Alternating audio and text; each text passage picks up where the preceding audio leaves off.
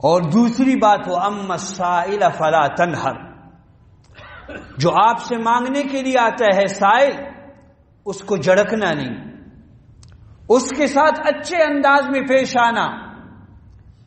اس لیے روح المعانی میں علامہ آلوسی نے لکھا سوال کرنے والے دو قسم کے لوگ ہوتے ہیں، ایک وہ ہے جو پیشور ہے، جس نے اپنا پیشہ بنایا ہے سوال کرنے کو، اس کے بارے میں حکم یہ ہے کہ اس کو نہ دینا بہتر ہے۔ اس لیے آپ مسجدوں میں جا کر دیکھتے ہیں بہت سارے لوگوں کی عادت ایسی بنی ہے کہ بلا وجہ مانگنا ان کے فطرت بن گئی ہے۔ کہیں آپ دیکھیں جو باقی مسجدوں میں نماز پڑھتے ہیں، ایک بھیک مانگنے والا اس وقت یہاں کچھ بات کہتا ہے اور دوسرے مسجد میں جا کر کچھ اور بولتا ہے۔ بسا اوقات بڑے ہچے کچے صحت مند، کچھ ضرورت نہیں ظاہری طور پر، لیکن انہوں نے اپنا پیشہ یہ بنایا۔ علامہ آلوسی فرماتے ہیں جنہوں نے یہ پیشہ بنایا ان کو دینا یہ مناسب نہیں، ان کو نہیں دینا چاہیے۔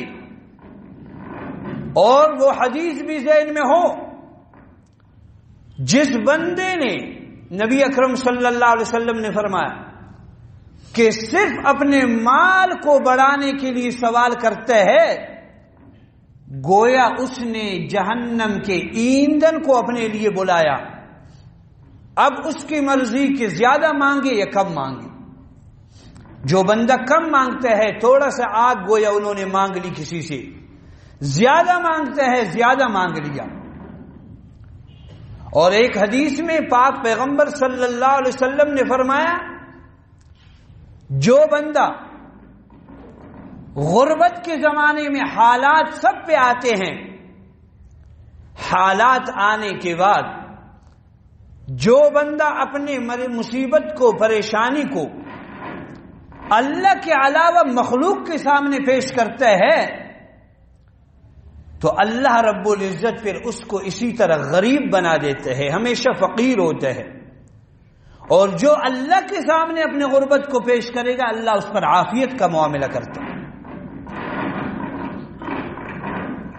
اس لیے بلا وجہ مانگنا شریعت میں اس کی اجازت نہیں۔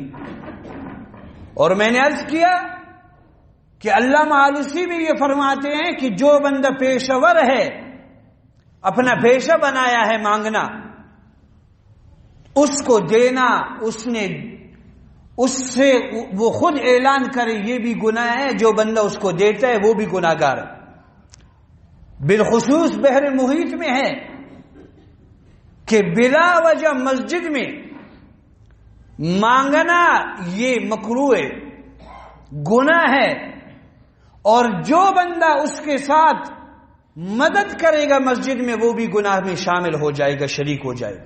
یہ بار بار میں نے عرض کیا۔ تو ایک قسم ان لوگوں کے ہے کہ جو پیشور ہے ہمیشہ مانگتے ہیں، ان کو نہیں دینا چاہیے۔ دوسری قسم کہ لوگ وہ ہیں کہ جو بڑے محتاط ہے، پاک دامن ہے، سفید پوش ہے، کسی سے مانگتے نہیں، لیکن حالات ایسے آ گئے کہ اب مانگنے پہ مجبور ہو گئے، ان کو دینا چاہیے، ان کو جھڑکنا نہیں چاہیے۔ ان کے بارے میں اللہ نے فرمایا اما السائل فلا تنہر، یہ جو سائل آپ کے پاس آئے گا اس کو جھڑکنا نہیں۔ ان کے بارے میں اللہ نے فرمایا وفی اموالہم حق للسائل والمحروم، اس سے پہلے اللہ نے یہی فرمایا ان الانسان خلق ہلوعا، انسان بہت بے حوصلہ پیدا کیا گیا ہے۔ تفسیر خود اللہ نے فرمایا ہلو کا معنی کیا ہے؟ اذا مسہ الشر جزوعا، جب اس کو کوئی مصیبت آتی ہے اس مصیبت میں وہ جزع فزع کرتا ہے۔ وہ اللہ کے خلاف نعوذ باللہ کبھی کبھار باتیں کرتے، گستاخی کرتے ہیں، دین کے بارے میں گستاخی کرتے ہیں. اور ایک اور مقام پہ اللہ نے منافقین کے بارے میں فرمایا کہ ان پر کوئی مصیبت دنیا میں آ جائے، وہ اس مصیبت کو یوں سمجھتے ہیں کہ عذاب اللہ جیسا اللہ کا عذاب ہے.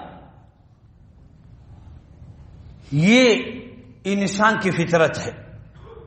اور وَإِذَا مَسَّهُ الْخَيْرُ مَنُوعًا، جب انسان کو مال ملتا ہے پھر لوگوں سے روک دیتا ہے، لوگوں کو دیتا نہیں.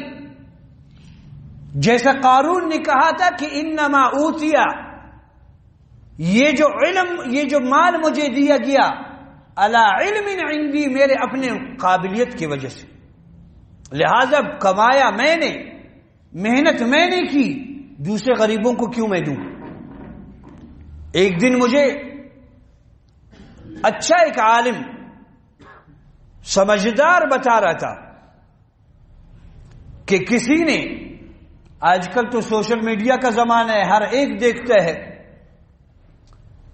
یہ کہا کہ غریب سے مجھے نفرت ہے. غریب پیدا ہونا یہ تو انسان کے اختیار میں نہیں ہے، لیکن غریب مرنا یہ انسان کے اختیار میں بقول اس کی. حالانکہ یہ بات شرعاً بھی غلط ہے، اس لیے کہ اللہ رب العزت نے ہر انسان کو اس کے مطابق مال دیا ہے. اللہ جانتا ہے کہ کسی بندے کے لیے مال کا زیادہ ہونا فتنے سے خالی نہیں، اس کو کم دیے. واضح اللہ نے فرمایا وَلَوْ بَسَطَ اللَّهُ الرِّزْقَ لِعِبَادِهِ لَبَغَوْا فِي الْأَرْضِ. اللہ رب العزت اگر اپنے بعض بندوں کو زیادہ رزق دے تو بغاوت کرتے، سرکشی کرتے ہیں، فرعونی لہجے میں بولتے ہیں.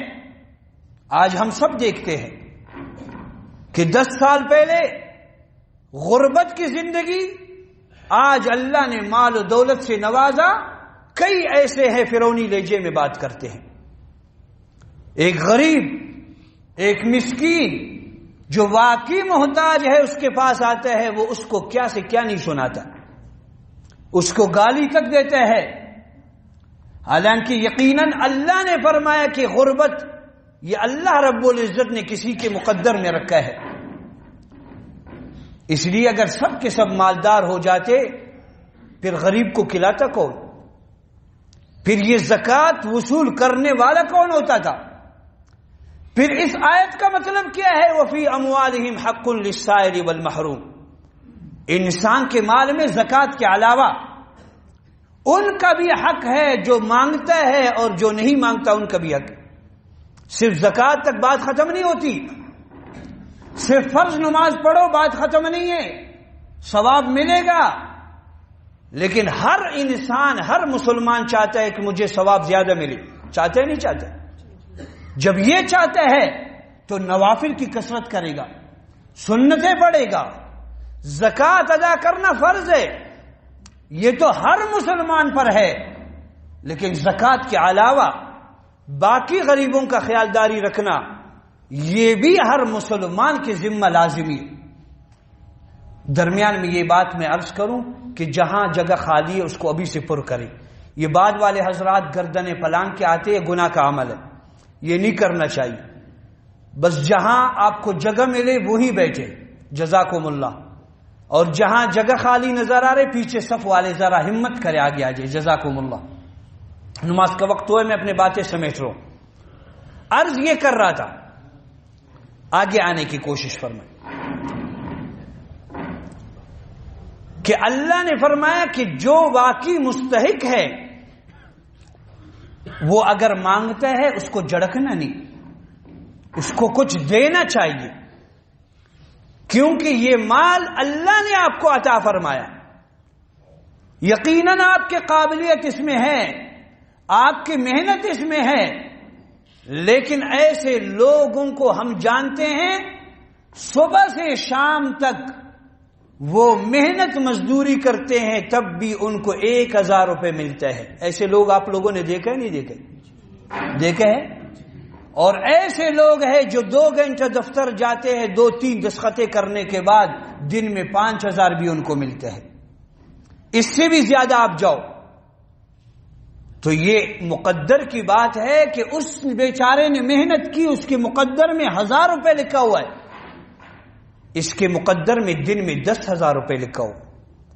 یہ اللہ رب العزت نے فیصلہ فرمایا ہے، لہذا یہ مال انسان کا اپنا نہیں ہے، اسی لیے تو فضول خرچی کو منع کیا گیا ہے۔ قرآن میں اللہ نے کیا فرمایا؟ ان المبذرین کانوا اخوان الشیاطین، جو فضول خرچی کرتے وہ شیطان کی بھائی ہے۔ ولا تسرفوا، اسراف مت کرو، اللہ اسراف کو پسند نہیں کرتا، لیکن یہ فرمایا کہ آپ اللہ کے راستے میں خرچ کرو، غریبوں کو دو۔ سائل آئے فلا تنہر، اس کو جھڑکنا نہیں، سائل کے ساتھ اچھے انداز میں پیش آنا۔ قول معروف او مغفرۃ خیر من صدقۃ یتبعها اذی، اللہ نے فرمایا کہ اگر کوئی سائل تمہارے پاس آئے، پہلی بات تو یہ ہے کہ مال اللہ نے دیا، جو کچھ تم سے ہو سکتا ہے بشرطے کہ پیشور نہ ہو، سفید پوش ہے، ضرورت مند ہے، حاجت مند ہے، اب اس کو دو، اور اگر نہیں دو گے قول معروف، بہترین انداز میں اس سے معذرت کرو کہ اللہ آپ کو عطا فرمائے، فی الحال میرے پاس اتنا نہیں ہے، یا مغفرت، اس کے لیے دعائیں کرو، یہ بہتر ہے اس زیادہ مال سے یتبعها اذی، جس کے پیچھے تکلیفیں ہو جائیں۔ آپ کسی کو 1,00,000 روپے دو اور پھر اس کو ایسے ایسے باتیں سناؤ کہ ایک غیرت مند آدمی ان باتوں کو برداشت نہیں کر سکتا۔ غیرت مند یہ چاہتا ہے کاش کہ زمین کھل جاتا کہ میں زمین کے نیچے دفن ہو جاتا۔ ایسے غیرت مند آج بھی موجود ہے عزیزان گرامی، آپ کے ملک میں موجود ہے، آپ کے دائیں بائیں موجود ہے۔ میں اپنے موضوع کو